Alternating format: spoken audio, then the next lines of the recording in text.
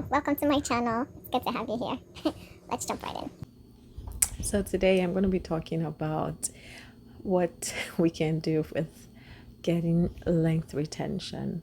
I know someone had asked me to do a video on length retention and hair growth, and they both go hand in hand, but I'm going to focus more on the length retention area slash hair growth ish. But the next set of videos that will be coming out will be more on hair growth, meaning like practical steps you can follow along with me so that we can do it and grow our hair right out of our scalp. So first things first, it goes without saying, your scalp is like the soil. You want it to be a good ground. The reason why people put fertilizers on their soils is because they want to give it the best chance that it can have for that crop to grow.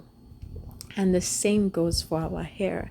If you keep it in a good state, your scalp in a good state, your hair will grow with ease. It will produce more. You're going to get more bang for your buck. And so the first things first that I'm trying to hint at right now is please, please, please, and please wash your hair with clarifying shampoo. Now, I know that we use co-washes sometimes, some of us anyway. A co-wash is pretty much like a lightweight conditioner that people sometimes use to wash their hair. And some of them are formulated to be able to kind of cleanse your scalp, but it doesn't do the job that a clarifying shampoo would do. I know some people shy away from it because it might be drying and stuff, but that's why where the other steps to our hair growth or to our hair wash comes in place. And one of it is definitely the fact that we have to always deep condition our hair. But first you have to start by cleansing your scalp. When you don't, you're gonna have build up, and you don't want that. We don't want build up. It's a new year, new us, and we are not dealing with build up or dandruff. I mean, of course, the dandruff doesn't really have anything to do with it, because I think other things are factors as to how and why people get dandruff. But you want to cleanse your scalp because you don't want product buildup. You don't want it to lead to other complications in your scalp or inflammation and some other issues. You want to cleanse your scalp thoroughly. So cleanse it properly. Let it be a good soil for your hair to want to grow out and be retained. Okay, so moving on, next step, you have to hydrate your hair. Your natural hair, our natural hair loves water. It loves hydration, and in the summertime, even sometimes in the winter, it's not the best environment for us to be able to retain moisture in our strands. So that's why the next step of our wash day is so important. You want to deep condition your hair. Now, there are different kinds of deep conditioners out there. There's a strengthening deep conditioner and there's moisturizing deep conditioner. You want to go and get yourself a moisturizing deep conditioner. Aside from the water that you pour in your hair to wash your strands and everything, the deep conditioner penetrates deeper into your strands to lock in that moisture. So you want to do that. You want to get the deep conditioner because it does so many other things, that repairs your strands, takes care of so many business that you don't even know. It feeds your hair. It is that thing that you just add to the ground, and it feeds your hair. So you want to feed your hair with everything that it needs so that it can grow, it can thrive, it can flourish, and have the chance, the fighting chance to be retained for length. Okay, so the next step after that is to make sure that you detangle your hair. Now, I said moisture. You have to moisturize your hair to have length retention. You have to also make sure your hair is detangled. When your hair is detangled, it does not coil on itself. That's what that pretty much means. Standing is a standalone. And that's one of the reasons why I like The winter time that I can do like silk press like this one is that when you do your hair like this in the winter, your hair is straight, so it's not you see my hands just go through, because why? There's nothing holding it. There's nothing, holding it back. And but when it's coily, it's like a bush, like a bushel. It just you just get stuck in there because of all the coils that they coil on each other. So when you detangle your hair, you're putting your hair in a good state where it can stand alone and grow and be stretched out. That's why I always advocate for stretched styles. Now I know many people do not like to have heat in their hair, and that's fine. If you whatever you're doing that works for you, please go ahead and do that. For me, I noticed that my hair grew so much more when I started blow drying my hair, like blowing it out.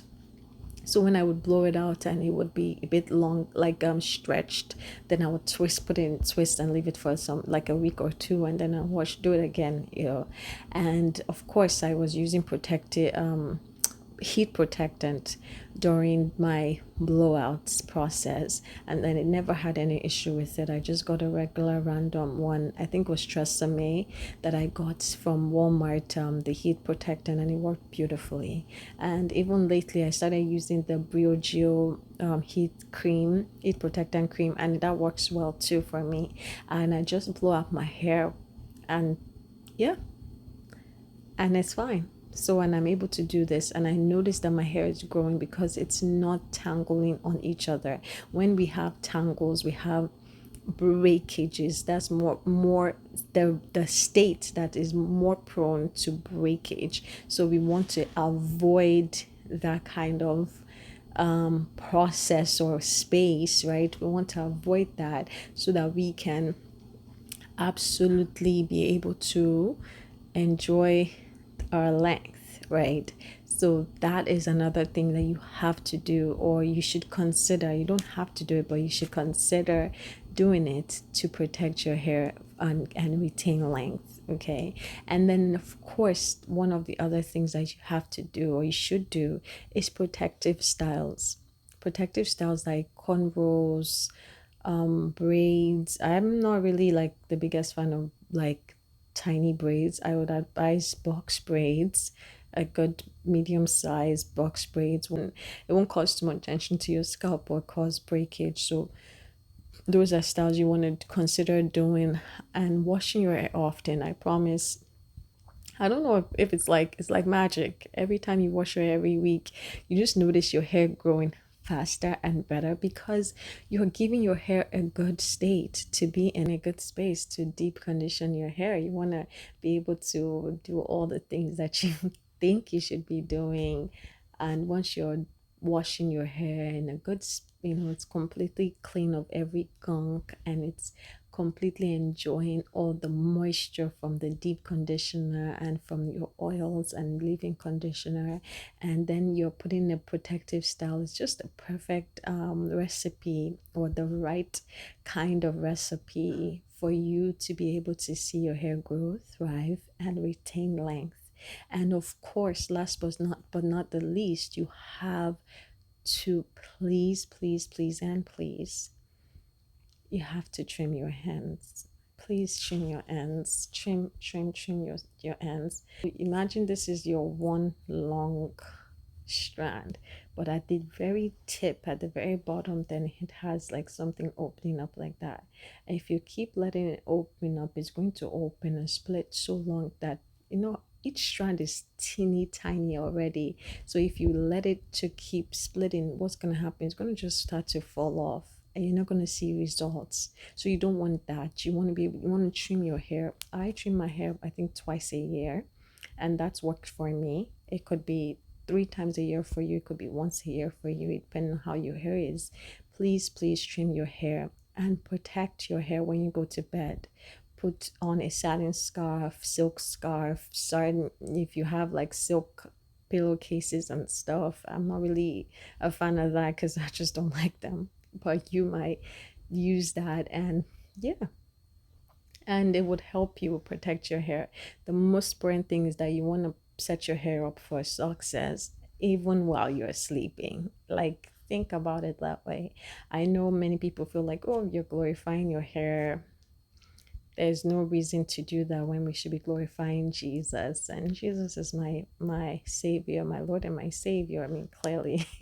But at the same time, I think he gave me this hair and it is my responsibility. It's not something that should be just go to waste. I remember that God used this hair to teach me a lot about patience. It taught me a lot about resilience. It taught me a lot about when you put in work, you're going to see results.